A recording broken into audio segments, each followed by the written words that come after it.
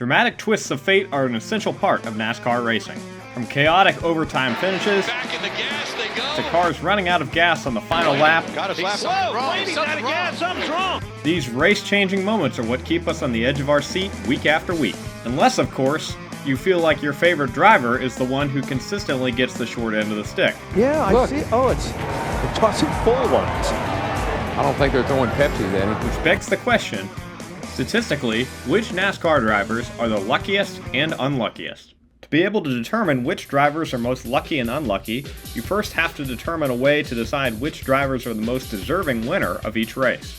The most obvious statistic to look at is average running position, which has been published in NASCAR's Loop data since 2005. For this reason, we'll be focusing on drivers in races since 2005 in this video. There's only one problem with using this statistic to determine the most deserving winner. Before the advent of the damaged vehicle policy in 2017, it was somewhat common for vehicles to technically finish a race dozens of laps down, after spending time in the garage making repairs after an accident earlier in the race. It appears if a vehicle is deemed to have finished the race, when determining average running position, the total number of laps of the event, not the laps they completed, is used. Take the case of Dale Earnhardt Jr. in the 2014 Fall Kansas race. Earnhardt Jr. had a great car that day and was actually leading when he blew a tire.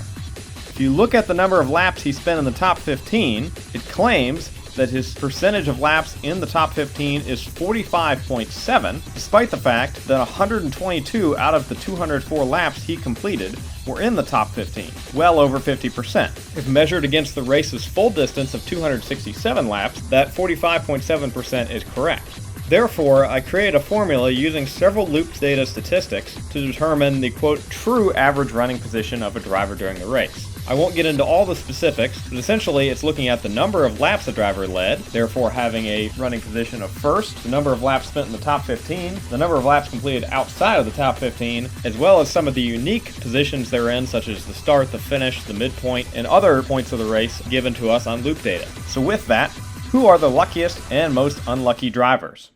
The driver with the largest number of races, with the best true average running position compared to their actual race wins, is Martin Truex Jr., who would have 9 more wins had he won all the races that he arguably deserved to win.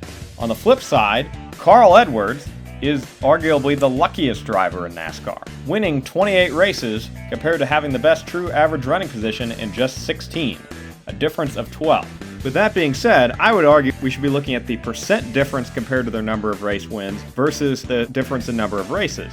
As 9 races for Martin Truex Jr. certainly is painful, that only represents a 26.5% difference compared to his actual number of career wins. Where if a driver who only had 9 career wins had the best true average running position in 9 more races than that would mean that their career and how it's viewed had been dramatically altered by their unluckiness. So who are some of NASCAR's luckiest drivers since 2005? Coming in at number 10, Jimmy McMurray. While always consistent on the super speedways, McMurray's 2010 dream season, which included non-drafting wins at Indianapolis and at Charlotte in the fall, was definitely more due to good luck than dominant performances. Although it is worth noting he had the best average running position at Sonoma in 2007, beating out future teammate Juan Pablo Montoya. Number 9, Brad Keselowski. A large portion of Keselowski's wins come from the fuel strategy of his longtime crew chief, Paul Wolfe, allowing them to outlast many other drivers on their way to victory. Keselowski also has a knack for being up front late at super speedways, something that has been with him ever since his first win at Talladega, where he had a lot of luck on his side as he was able to dodge Carl Edwards and Ryan Newman in the tri-oval and lead just 1 lap. Number 8 is the previously mentioned Carl Edwards. Numbers 7, 6, and 5, Austin Cindric, Daniel Suarez, and Michael McDowell, are all drivers with just only 2 career wins, so the data may not be sufficient to truly say if they're lucky or not. Number 4 is the Rocket Man, Ryan Newman. Newman was known early in his career for having great fuel mileage thanks to the trickery of his crew chief, Matt Borland. While many of these wins took place prior to 2005, if you look at his 7 victories since 2005, it includes a last lap pass to win the Daytona 500 in 2008, and his final career win, which was a fuel mileage gamble at Phoenix in 2017. Number 3, Alex Bowman. The so-called hack does seem to just be able to show up late in races, perhaps most notably his 2021 win at Pocono over Kyle Larson, who blew a tire in the final corner, and his 2022 triumph at Las Vegas thanks to a late yellow. Number 2, Ricky Stenhouse Jr. Stenhouse has 3 career wins, all of them coming on superspeedways, and often after a large amount of the field has already wrecked out. The one race where he has the best true average running position is not at the superspeedway, but the 2019 Spring Kansas race. A rare bright spot for Roush Fenway Racing before its recent revival under Brad Keselowski. And speaking of Roush Fenway, number 1, Chris Buescher. The only race Chris Buescher has actually had the best average running position in is the 2023 Daytona 500, won by Ricky Stenhouse Jr. All of his other wins, dating back to his first rainout win in 2016 at Pocono, have been extremely lucky performances, making him currently NASCAR's most lucky driver, though he does have a long career ahead of him to potentially change that. It is worth noting that 11 drivers have won a race without having the best average running position in any races since 2005 and are excluded due to the obvious divide by zero error. Chief among them being Austin Dillon, who despite having 4 career wins, has never had the best true average running position in any event. Now on to the unlucky drivers. Number 10, Chase Elliott. It took Chase Elliott 3 years to win his first career race, despite having several great runs before then, including having the best average running position at Pocono in his 2016 rookie season. Elliott is also always a dominant force on road courses, but just can't always finish the job. Number 9, Jeff Burton. Despite recording his final career win in 2008, Burton continued to have some great runs up into the early 2010s, including a heartbreaking loss on the last 100 feet at Talladega to teammate Clint Bowyer. Number 8, Martin Truex Jr. Truex only seems to be able to win races that he absolutely dominates, which means that some of them get away from him. Also worth noting, Truex only won 1 race while at Michael Waltrip Racing, but had the best average running position in several. It also took him a long time to break through into victory lane in the 2015 season, despite lots of great runs. Number 7, Kyle Larson.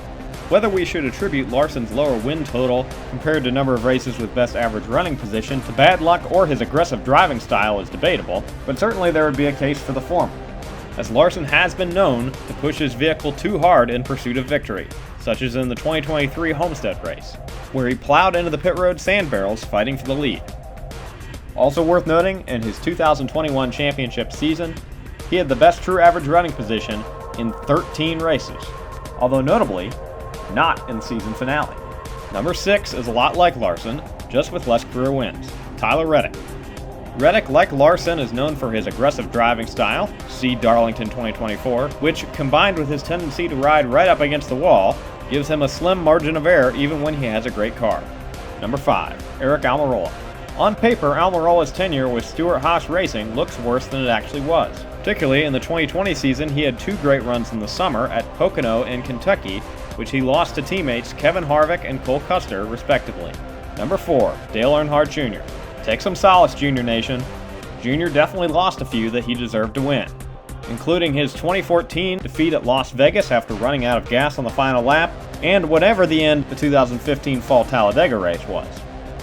Although it's worth noting that in a couple of his more infamous last lap losses, like the 2006 Fall Talladega race or the 2011 Coca-Cola 600, he had not had the dominant car all day.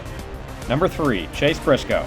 Like Cindric, Suarez, and McDowell, I would consider Briscoe to just be a statistical anomaly at this point, as he only has 1 career win. Number 2, Ross Chastain. Like Larson and Reddick, Chastain is very aggressive, and on top of that has been known to anger other drivers on the racetrack, giving them an incentive to perhaps take wins away from him when he's having a great performance. And number 1, Juan Pablo Montoya. Despite only winning 2 races, both of them on road courses, Montoya had the best true average running position in 6 events. This includes the 2009 and 2010 runnings of the Brickyard 400, which, if he had to close them out, would have made him the only driver to win both the Indy 500 and the Brickyard 400, as well as 4 other races, his 2010 triumph at Watkins Glen being the only one on a road course. It's safe to say that Montoya, who managed to qualify for the chase for the Sprint Cup in 2009, deserves to be remembered for more than just crashing into the back of a jet dryer. There are far less drivers to have the best true average running position in a race since 2005, but not a win, than there are vice versa. Those being Elliott Sadler and Joe Nemechek, who each had a race in 2005 where they were the best car, but did manage to win races prior to that year, Matt DiBenedetto in his heartbreaking loss at Bristol in 2019, and the only driver with 2 is Ty Gibbs, still searching for his first career win after having great runs at the Chicago Street Course in both 2023 and 2024. One other observation I'll make about the top 10 drivers determined to be most unlucky here. Many of them are fan favorites, such as Earnhardt Jr., Elliott, and Larson.